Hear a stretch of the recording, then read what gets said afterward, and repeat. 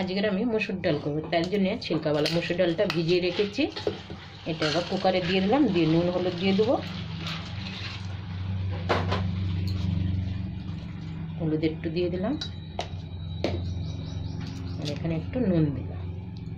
এবার আমি গরম জল দিয়ে দিচ্ছি, এর মধ্যে দিয়ে একটা সিটি দেবো।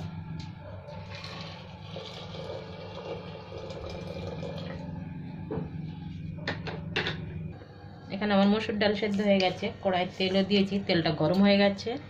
এবার আমি গোটা জিরে দিয়ে দিলাম, সাথে দুটো তেজপাতা দিয়ে দিলাম। এখানে দুটো কাঁচা লঙ্কা কুচি রেখেছি, এটা আবার দিয়ে দেবো।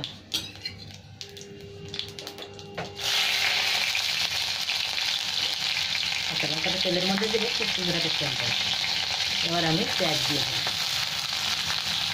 একটা পেঁয়াজ কেটে রেখেছি, পেঁয়াজটা দিয়ে দিন। পেঁয়াজটা একটু লাল লাল করে ভেজে নেবো। এখানে একটু আদা বাটা দিয়ে দিলাম। এবার আমি এক এক করে মশলাগুলোও দিয়ে, 1 চামচ দিয়ে দিলাম কাশ্মীরি লঙ্কার গুঁড়ো। এখানে ধনে জিরে পাউডার 1 চামচ দিয়ে দিলাম।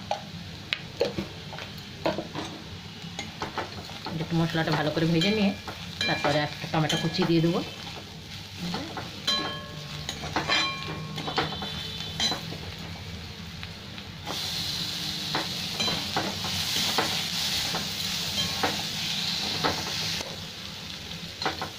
একটু নুন দিয়ে দিচ্ছি সাথে, ডালে একটু নুন দিয়েছি তো হালকা একটু।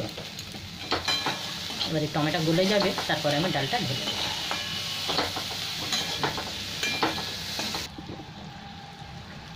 এবারে আমি 3টে কাঁচা লঙ্কা দিলাম। মশলাটা আমার খুব ভালো ভাজা হয়ে গেছে, এবার ডালও তুলে দিয়ে দেবো। ডালটাও খুব ভালো সেদ্ধ হয়ে গেছে।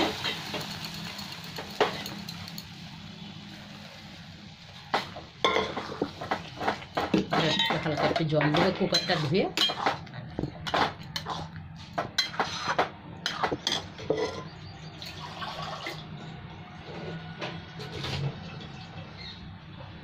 কি করবি জল?